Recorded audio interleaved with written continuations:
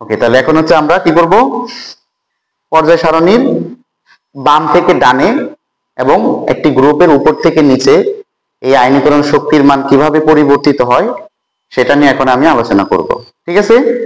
আচ্ছা, একটি পর্যায়ের আমরা জানি গতকালকে আমরা যেটা পড়াইছিলাম সেটা হচ্ছে যে একটি পর্যায়ে তুমি যত বাম থেকে ডানে যাবা পরমাণুর ব্যাসার্ধ তত কি হবে, কমতে থাকবে। এবং সেটা কেন কমে? কারণ আমি যতই বাম থেকে ডান দিকে যাব ওই পর্যায়ের মৌলসমূহের সর্বশেষ শক্তি স্তরের যে ইলেকট্রন আছে সেই ইলেকট্রন সংখ্যা একটি করে বাড়তে থাকে। একটি করে বাড়তে থাকার কারণে সর্বশেষ শক্তি স্তরের ইলেকট্রনের সাথে নিউক্লিয়াসের যে একটা আকর্ষণ আছে, আমরা জানি যে পজিটিভ এবং নেগেটিভ চার্জের সাথে কি হয়, আকর্ষণ হয়, তাই না? সো এই আকর্ষণ বৃদ্ধি পাওয়ার কারণে পরমাণুর আকার ছোট হতে থাকে। অর্থাৎ একটি পর্যায়ে তুমি যখন, যেমন ধরো তুমি যদি সোডিয়াম থেকে ম্যাগনেসিয়াম, অ্যালুমিনিয়াম এভাবে আর্গন পর্যন্ত যাও, তুমি যতই সোডিয়াম থেকে বাম দিকে যাবা ততই তোমার পরমাণুর আকারটা বা পারমাণবিক ব্যাসার্ধটা কি হবে, কমতে থাকবে। এখন পারমাণবিক ব্যাসার্ধের সাথে বা পরমাণুর আকারের সাথে তোমার হচ্ছে আয়নীকরণ শক্তির একটি বিপরীত সম্পর্ক, এটা মাথায় রাখবা। কি সম্পর্ক? বিপরীত সম্পর্ক। অর্থাৎ বামে থেকে ডানে গেলে যেরকম পরমাণুর আকারটা তোমার হচ্ছে কি হয়, কমতে থাকে, হ্যাঁ, ঠিক তদ্রূপ তার বিপরীত ক্রমে পরমাণুর আয়নীকরণ শক্তিটা তোমার হচ্ছে বাড়তে থাকে। ওইটা যেমন কমতে থাকে, এটা কি হবে, আমি আবারও বলি, পরমাণুর আকার বাম দিক থেকে ডান দিকে গেলে যেমনটা কমতে থাকে তার বিপরীত ক্রমে আয়নীকরণ শক্তি, ইলেকট্রন আসক্তি, এগুলো হচ্ছে বা তড়িৎ ঋণাত্মকতা, এই তিনটা পয়েন্ট আমি বোঝাবো এর পরবর্তীতে। ইলেকট্রন আসক্তি কি সেটাও বোঝাবো, তড়িৎ ঋণাত্মকতা কি সেটাও বোঝাবো।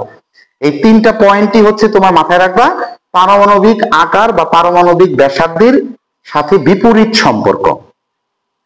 তাহলে আমার মনে হয় তোমাদের মনে রাখতে একটু সুবিধা হবে। ঠিক আছে?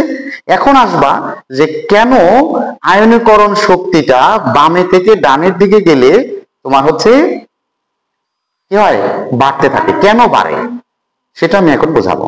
দেখো, সোডিয়ামের সর্বশেষ শক্তি স্তরে কয়টা ইলেকট্রন? আমরা জানি সোডিয়ামের সর্বশেষ শক্তি স্তরে হচ্ছে একটি ইলেকট্রন থাকে, তাই না? এখানে হচ্ছে 8টি, না, দ্বিতীয় শক্তি স্তরে 8টি থাকবে, প্রথম শক্তি স্তরে 2টি থাকবে। এখন সোডিয়ামের পরবর্তীতে যে আছে সেকে ম্যাগনেসিয়াম, তাই না? ম্যাগনেসিয়ামেরও 3টি কক্ষপথ, কিন্তু ম্যাগনেসিয়ামের সর্বশেষ শক্তি স্তরে 2টি ইলেকট্রন থাকে। কয়টি থাকে? 2টি ইলেকট্রন থাকে। আর দ্বিতীয় এবং তৃতীয় শক্তি স্তরে, প্রথম শক্তি স্তরে 2টি, দ্বিতীয় শক্তি স্তরে 8টি ইলেকট্রন থাকে। একটু মনোযোগ দিয়ে শোনো সবাই। দেখো, এখানে 1টি ইলেকট্রন, এখানে 2টি ইলেকট্রন। তোমরাই বলো, এই সোডিয়ামের নিউক্লিয়াসের সাথে সর্বশেষ শক্তি স্তরের ইলেকট্রনের আকর্ষণটা কি হবে? যতটুকু হবে ম্যাগনেসিয়ামের নিউক্লিয়াসের সাথে সর্বশেষ শক্তি স্তরের যে ইলেকট্রন আছে তার আকর্ষণ কি হবে, বেশি হবে না? কারণ এখানে ইলেকট্রন একটা বেশি আছে। এভাবে তুমি যতই বামের দিকে যাবা ততই ইলেকট্রন সংখ্যা বাড়বে, অর্থাৎ আকর্ষণ বাড়বে। আকর্ষণ যদি বেশি হয়, একটা জিনিস মাথায় রাখো, যে জনগোষ্ঠীর মধ্যে বা যে সমাজের মধ্যে মানুষের পারস্পরিক যে একটা কি বলে সম্পর্ক যত বেশি স্ট্রং, সেই সমাজের মানুষকে বিচ্ছিন্ন করা তত বেশি কঠিন না? বা একটা পরিবারের কথা ভাবো, একটা পরিবারের একটা সদস্যের সাথে আরেকটা সদস্যের সম্পর্কটা যত বেশি জোরালো হবে, সেই পরিবারের সদস্যদেরকে বিচ্ছিন্ন করাটা বা আলাদা করে ফেলাটা কিন্তু ততটা কঠিন হবে। এই জিনিসটা যদি তোমরা বুঝো তাহলে পরমাণুর ক্ষেত্রেও বুঝতে পারবা যে একটা পরমাণুর সর্বশেষ শক্তি স্তরের ইলেকট্রন সংখ্যা যত বেশি হবে, নিউক্লিয়াসের সাথে ওই পরমাণুর নিউক্লিয়াসের সাথে সর্বশেষ শক্তি স্তরের আকর্ষণ তত বেশি হবে। আর আকর্ষণ জিনিসটা মানুষের সম্পর্কের সাথে তুলনা করো, সম্পর্ক যেমন জোরালো হইলে বিচ্ছিন্ন করা কঠিন, আকর্ষণ তেমন জোরালো হইলে কি করা কঠিন, তাদেরকে আলাদা করা বা কোথাও অপসারণ করাটা কঠিন। এর জন্যই বলা হয় যে তুমি যখন সোডিয়ামের পরবর্তী ম্যাগনেসিয়ামে যাবা বা ম্যাগনেসিয়ামের পরবর্তীতে যিনি আছে সে যে পরমাণুটা আছে অ্যালুমিনিয়াম, যতই তুমি বামে যাবা ততই একটি করে ইলেকট্রন সর্বশেষ শক্তি স্তরে বাড়বে। এটা তো বুঝতে পারছো? আর বাড়ার কারণে আকর্ষণ বাড়বে, আকর্ষণ বাড়ার কারণে তাদের কাছ থেকে ইলেকট্রন একটা সরানোটাও কি বেশি শক্তির প্রয়োজন হবে। যেহেতু বেশি শক্তির প্রয়োজন হবে, তাই আমরা বলতে পারি একটি পর্যায়ে তুমি যত বাম দিক থেকে ডান দিকে যাবা, ওই পর্যায়ের বাম দিক থেকে যতই ডান দিকে যাবা ততই তার আয়নীকরণ শক্তির মান কি পাবে? বাড়তে থাকবে। ঠিক আছে? আমার মনে হয় যে আয়নীকরণ শক্তি নিয়ে যদি কোনো কোশ্চেন আসে, আশা করি কোনো সমস্যা হবে না। সেটা তুমি যদি এখন ধরো বলতে পারো স্যার যে এটা তো তৃতীয় পর্যায়ে বুঝাইলেন, এখন একটা গ্রুপ দিয়ে বুঝান। একটা গ্রুপের উপর থেকে নিচের দিকে আসো, তুমি দেখো আমরা এখানে তোমরা হয়তো দেখতে পাচ্ছ এখানে আমি গ্রুপ 1 এর এই যে মৌলগুলা hydrogen, lithium, sodium, potassium, rubidium, caesium, ফ্রান্সিয়ামকে আমি এখানে দেখাইছি, তাই না? তোমাদের পর্যায় সারণীর 1 নাম্বার গ্রুপ। এই 1 নাম্বার গ্রুপের তুমি যতই উপর থেকে নিচের দিকে আসবা, তোমরা একটা জিনিস খেয়াল করলে দেখবা যে এখানে কিন্তু একটি করে ইলেকট্রন বাড়বে না, একটি করে কক্ষপথ বাড়বে। আমি আবারও বলি, সবাই না বুঝলে কিন্তু অবশ্যই জিজ্ঞেস করবা। তুমি পর্যায়ের ক্ষেত্রে কিন্তু কি দেখছো, একটা পর্যায়ের বামে থেকে ডানে গেলে কক্ষপথ বাড়ে না, কিন্তু সর্বশেষ কক্ষপথে একটি করে ইলেকট্রন বাড়ে। আর গ্রুপের ক্ষেত্রে উপর থেকে নিচের দিকে আসলে ইলেকট্রন বাড়বে না সর্বশেষ শক্তি স্তরে, কিন্তু কক্ষপথের সংখ্যা বাড়বে। অর্থাৎ হাইড্রোজেনের সর্বশেষ একটি কক্ষপথ, ওর 2টি কক্ষপথ, ওর 3টি কক্ষপথ, এভাবে কি 4টি, 5টি, 6টি, 7টি, অর্থাৎ ফ্রান্সিয়ামের হচ্ছে 7টি কক্ষপথ, টোটাল 7টি। এখন আসো, কক্ষপথ যত বাড়তেছে তোমাদের কাছে কি মনে হয়, কক্ষপথ যত বাড়তেছে তার আকার কি বাড়তেছে না কমতেছে? বাড়তেছে। কেন বাড়তেছে? এক হচ্ছে এদের সকলেরই সর্বশেষ শক্তি স্তরে একটি ইলেকট্রন, তাই না? তোমাদের একটু বোঝার সুবিধাতে আরেকটু আমি একটু দেখাই। দেখো লিথিয়ামের টার্ম বোঝাই, লিথিয়ামের কত? 3 না? 1s² 2s1। তারপর লিথিয়ামের পরে কি আছে? সোডিয়াম না? সোডিয়ামের কত? 11। একটু আগে তোমার দেখাইছিলাম 1s² 2s² 2p6 3s1। তারপরে দেখো তুমি পটাশিয়ামেরটা দেখো, পটাশিয়ামের কত বলো? 19। 19 এর ক্ষেত্রে কি হবে? 1s² 2s² 2p6 3s² 3p6 4s1। এভাবে তুমি যতই নিচের দিকে যাবা, তুমি খেয়াল করলে দেখবা যে একটি করে কক্ষপথ বাড়তেছে। ওর কক্ষপথ সংখ্যা ছিল 2টি, ওর কক্ষপথ কয়টি হয়ে গেল? 3টি। ওর কক্ষপথ কয়টি? 4টি। কিন্তু কত সুন্দর দেখো যে এখানে প্রত্যেকটারই সর্বশেষ কক্ষপথে একটি করে ইলেকট্রন আছে। এই সর্বশেষ কক্ষপথে একটি করে ইলেকট্রন থাকাতে সর্বশেষ শক্তি স্তরের সাথে তোমার হচ্ছে নিউক্লিয়াসের যে আকর্ষণের কথাটা আমি বলছিলাম এর আগে, সমান হবে বলো?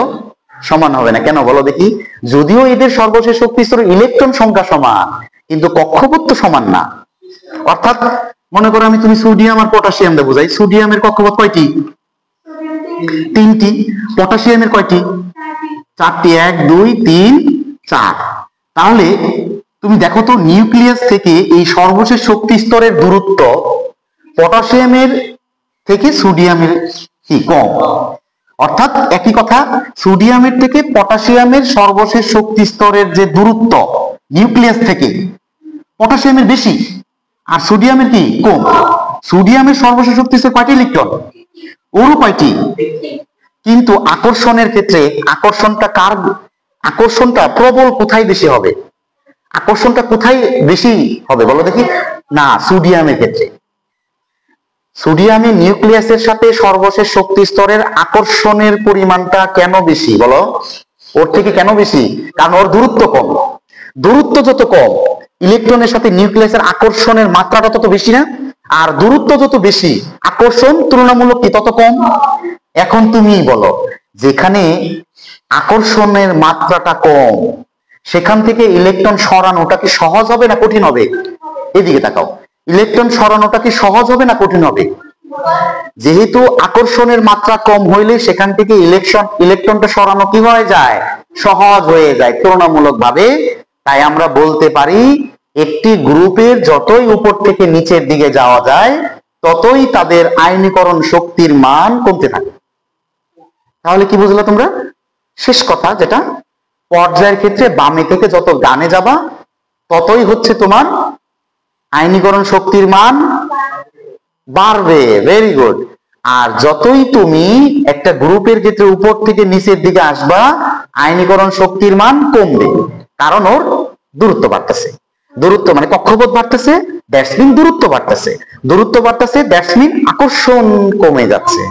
আকর্ষণ কমে যাওয়ার কারণে ওর কাছ থেকে ইলেকট্রনটা সরানো কি হবে? সহজ হবে। কঠিন হবে কেন বলো? আকর্ষণ সরানো, আকর্ষণ কমে যাওয়া মানেই তো ইলেকট্রন সরানোটা সহজ, তুলনামূলক। ওকে, তাহলে আয়নীকরণ শক্তি নিয়ে আমার মনে হয় না কারো কোনো প্রশ্ন থাকবে গ্রুপ এবং পর্যায়ের ক্ষেত্রে। আশা করি কোনো সমস্যা থাকবে। আচ্ছা, এখন আসলে আমরা চলে যাব পরবর্তী টপিকে। পরবর্তী টপিকটা কি? পরবর্তী টপিকের নাম হচ্ছে আমরা দেব ইলেকট্রন আসক্তি। আচ্ছা, ইলেকট্রন আসক্তি কি জিনিস সেটা আমরা আগে জানবো, তারপরে আমরা হচ্ছে এই পর্যায় সারণী অনুসারে সেটা বোঝানোর চেষ্টা করব। সবাই মনোযোগ দিয়ে শোনো, ইলেকট্রন আসক্তিটা কি বা ইলেকট্রন আসক্তিটা কাকে বলে? না তাই, ইলেকট্রন আসক্তিটা কাকে বলে? দেখো, আমি বলছিলাম যে ইলেকট্রন আসক্তি আয়নীকরণ শক্তি তড়িৎ ঋণাত্মকতা, এটা হচ্ছে একটা পর্যায়ের যত বামে থেকে ডানে যাবা ততই বাড়বে। এই তিনটা জিনিসই বাড়বে, গ্রুপের ক্ষেত্রে কমবে। ঠিক আছে? আচ্ছা, এখন আসো ইলেকট্রন আসক্তি কাকে বলে? ইলেকট্রন আসক্তি হচ্ছে কোনো একটা মৌলের, পর্যায় সারণীর কোনো একটা মৌলের ইলেকট্রন গ্রহণ করার যে একটা প্রবণতা, এই গ্রহণ করার প্রবণতাটাকেই ইলেকট্রন আসক্তি বলে। এটা সংক্ষেপে বললাম, যদি সংজ্ঞায় দিয়ে বলো, সংজ্ঞার ক্ষেত্রে যেটা হবে তোমার হচ্ছে একটা নির্দিষ্ট পরমাণু বাইরে থেকে একটি ইলেকট্রন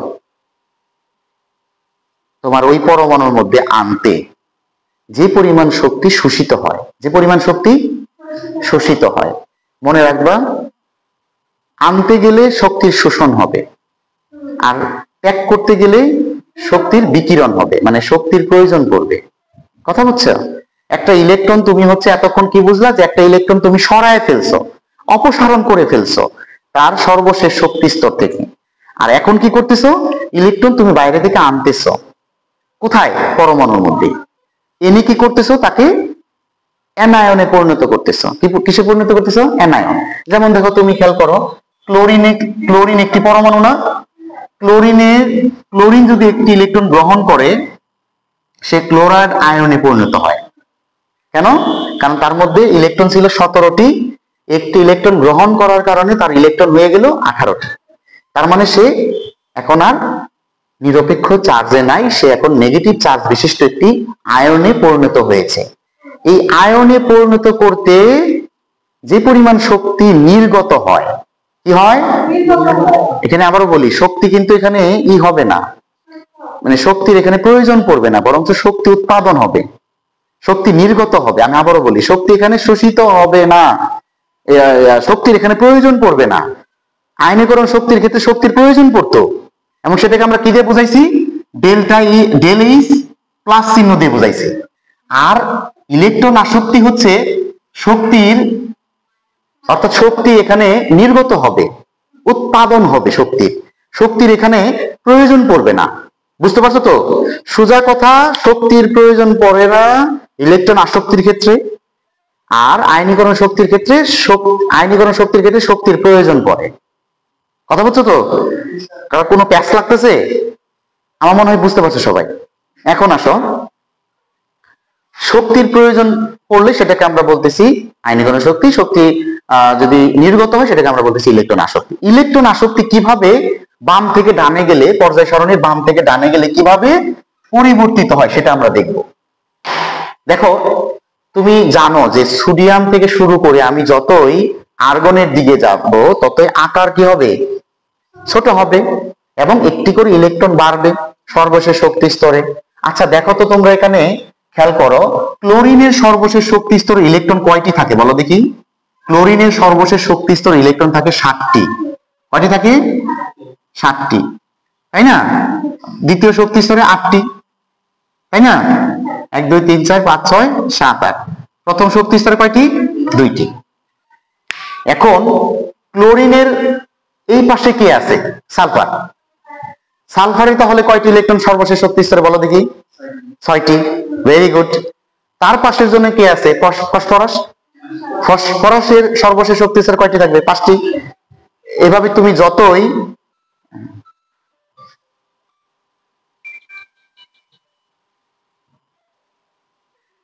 তুমি যতই কি করবা, বামে থেকে ডানে যাবা ততই সর্বশেষ শক্তি স্তরে একটি করে ইলেকট্রন বাড়বে, তাই না? আচ্ছা, এখন বলো, একজন একটু আমাকে অ্যান্সার দেবা। সেটা হচ্ছে সর্বশেষ শক্তি স্তরে ইলেকট্রন যত বেশি বাড়বে তার ওই মৌলের ইলেকট্রন গ্রহণ করার মানে টেনে আনার পরিমাণ বা টেনে আনার ক্ষমতা তত বাড়বে না কমবে? বাড়বে। কেন বাড়বে? কারণ ও তো ইলেকট্রন, ওর সাথে নিউক্লিয়াসের আকর্ষণ বেশি, যার কারণে ওর আকারটা ছোট, অর্থাৎ এর এখানে ইলেকট্রন ঘনত্ব বেশি। মনে করো অল্প জায়গার মধ্যেই দেখো সোডিয়ামের আকার বড়, ক্লোরিনের আকার ছোট, কিন্তু ওই ক্লোরিনের ছোট্ট জায়গার মধ্যে অনেক ইলেকট্রন। তার মানে কি ওখানে ইলেকট্রনের ঘনত্ব বেশি না? এই রুমের মধ্যে তোমরা এখন ধরো 10 জন আছো, এখন এখানে যদি 50 জন স্টুডেন্ট দেই তাহলে স্টুডেন্টের ঘনত্ব বাড়লো না কমলো? একইভাবে সর্বশেষ শক্তি স্তরে যদি ইলেকট্রন সংখ্যা বেড়ে যায় তাহলে ইলেকট্রনের ঘনত্ব বাড়লো না কমলো? বাড়লো। আর যে মৌলের সর্বশেষ শক্তি স্তরে ইলেকট্রনের পরিমাণটা যত বেশি বা ঘনত্ব যত বেশি, ওই মৌলের ইলেকট্রন টেনে আনার ক্ষমতা তত বেশি। বুঝতে পারছো তো? যার কারণে কি হয়, বাম থেকে ডানে গেলে ইলেকট্রন আসক্তির মান বাড়ে। একইভাবে গ্রুপের ক্ষেত্রে আসো, এক মিনিট।